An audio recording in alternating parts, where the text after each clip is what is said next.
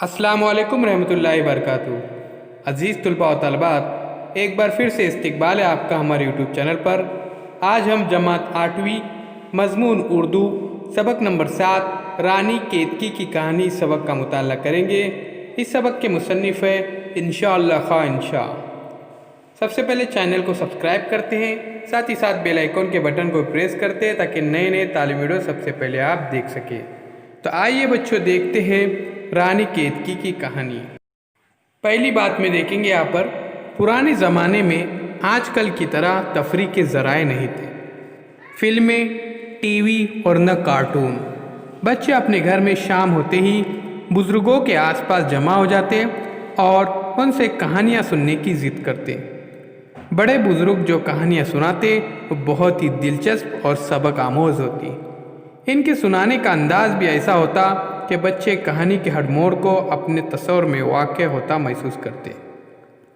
ज़ेर नज़र कहानी भी ऐसी ही है जिसमें वाक़यात का बयान और ज़बान की खूबसूरत इस्तेमाल की वजह से एक समा बन जाता है। सबसे पहले हम इंशाअल्लाह खा इंशा के बारे में जान पहचान में देखते हैं। इंशाअल्लाह खा इंशा सन 1782 ईस्वी में पैदा हुए मुर्शिदाबाद में। अपने वालिद माशाअल्लाह खान के साथ 1779 में वो लखनऊ पहुँचे। बाद में दिल्ली में शाह आलम के दरबार से वाबस्ता हो गए। वो बहुत ज़हीन और हिस्सास थे। इन्हें कई ज़बानों पर कुदरत हासिल थी। कुदरत हासिल होना यानी उबूर हासिल होना। इनका शुमार अपने अहद के अहम तरीन शोरा में होता है। इंशा ने मुख्तलिफ़ इसनाफ़ में तबा आजमाई की, लेकिन गज़ल की सनफ़ पर खुसूसी तवज्जो दी। रानी केतकी की कहानी और सुल्के गहर उनकी मुख्तसर दास्तानें हैं। रानी केतकी की कहानी में उन्होंने कोशिश की कि इसमें फ़ारसी और अरबी का कोई लफ्ज़ न आने पाए। सन 1817 में इंशा का इंतकाल हो गया। तो प्यारे बच्चों, ये मुख्तसर तारुफ था इंशाअल्लाह खा इंशा का। अभी हम जानते हैं दास्तान के बारे में कि दास्तान किसे कहते हैं। दास्तान अफसानी अदब में दास्तान सबसे कदीम सिनफ़ है। बुनियादी तौर पर दास्तान बयानिया का फ़न है जिसका ज़्यादा ताल्लुक़ सुनने सुनाने से है।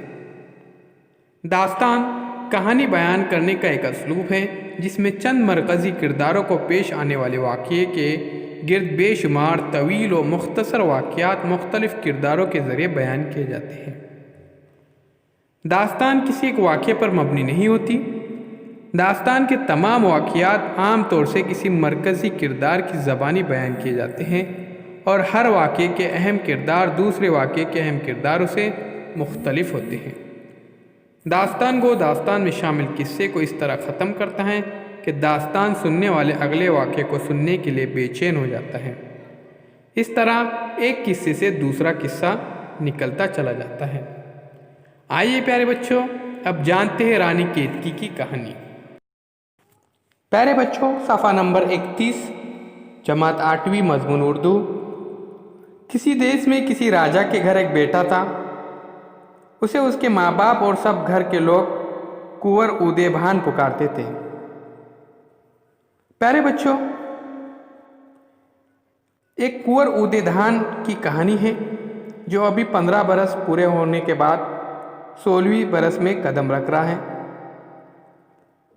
एक दिन क्या होता है, मुख्तसर सा किस्सा आपको ये बयान करता हूँ मैं आपको। हरियाली देखने अपने घोड़े पर चढ़कर वो जंगल की तरफ निकल पड़ता है। रास्ते में उसको एक हिरन दिखती है और फिर वो हिरन का पीछा करने लगता है। जैसे ही वो हिरन का पीछा करता है वो सब कुछ भूल जाता है और फिर शाम हो जाती है और शाम होने के बाद वो थक जाता है।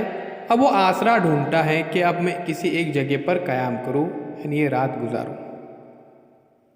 तो उस जिस जगह पर जाता है वहाँ पर 40-50 औरतें झूला डाले हुए झूल रही रहती है आम के दरख्त के नीचे। जैसे ही वहाँ पे पहुँचता है प्यारे बच्चों, सब औरतें पुकारती हैं, तू कौन, तू कौन, यानी आप कौन है।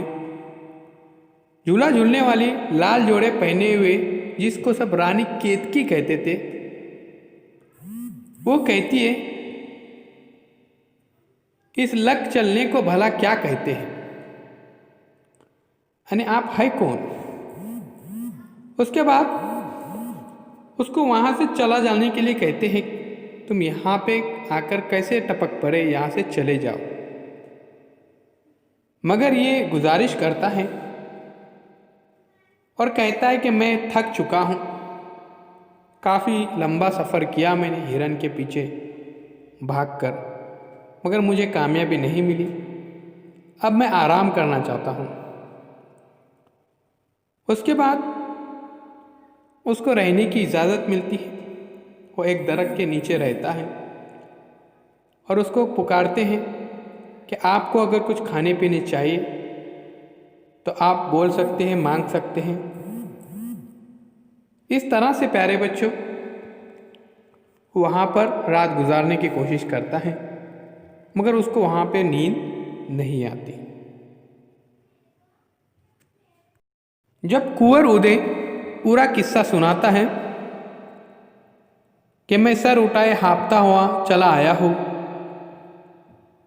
तब वहाँ पर रानी केतकी कहती है, जो लाल जोड़े पहने हुए रहती हैं, हाँ जी, बोलिया टोलिया न मारो, उनको कहने दो जहाँ जी चाहे अपने पड़े रहेंगे, और जो कुछ भी आपको खाने पीने चाहिए आप बोल सकते हैं, मांग सकते हैं। अब यहाँ पर छोटे छोटे पौधों के ऊपर वो अपना बिछौना बना लेता है और सोने की कोशिश करता है, मगर कुंवर उदय को क्या नींद नहीं आती। इस तरह से प्यारे बच्चों ये मुख्तसर सी कहानी है रानी केतकी की, ये दास्तान है। अब इस सबक में देखिए कुछ नए अल्फाज आए जो काफ़ी मज़ेदार हैं। ओन्ने यानी उसने, मी से भीगना यानी मूछे की रुएं निकलना। 15 साल के बाद 16वीं साल में वो कदम रखता है, तब उसे मूछे की रुएं निकल आती हैं। अटखेलपन यानी मस्ताना चाल शौकी के साथ, यानी कुंवर उदय का जो मिजाज है वो कैसा, मस्ताना चाल शौकी के साथ। और जमहाता यानी जमाही लेता। अमरिया यानी अमराई की जमा आमों के दरख्तों के झुंड, जहाँ पे 40-50 औरतें झूला लेते हुए। गाथिया ने गाती हुई। लग ने तराथक, हक न धक यानी पस व पेश न रहना। महसूस के यानी रंजीदा होकर। रुखाइया यानी बेमुरवती रुखापन। वहाँ पर कहता है कि मेरे साथ रुखाइया न कीजिए, यानी रुखाइया यानी बेमुरवती न कीजिए। उसी तरह से देखिए उजियाला यानी उजाला। होठ पेराना यानी होठ सूज जाना, होठ सूख जाना यहाँ पर दिया हुआ है। होठ पेड़ाना है होठ सूख जाना। तो प्यारे बच्चों ये तमाम मुश्किल अल्फाज आपको लिखना है और उसे याद भी करना है, और इस कहानी को आप समझने की कोशिश कीजिए, उसको सवालों के जवाब। प्यारे बच्चों चैनल को सब्सक्राइब कीजिए, साथ ही साथ बेल आइकॉन के बटन को भी प्रेस कीजिए ताकि नए नए तालीमी वीडियो सबसे पहले आप देख सकें। चैनल के प्लेलिस्ट में ज़रूर जाइए, वहाँ पर पहली जमात से लेकर 10वीं जमात तक तमाम मज़ामीन के वीडियोज़ अपलोड किए गए हैं। फिर हम मिलेंगे एक नई वीडियो के साथ, एक नई पेशकश के साथ। चैनल को सब्सक्राइब करने के लिए आपका बहुत बहुत शुक्रिया। इस वीडियो को ज़्यादा से ज़्यादा शेयर कीजिए, लाइक कीजिए और कमेंट्स बॉक्स में अपने कमेंट्स ज़रूर लिखिए।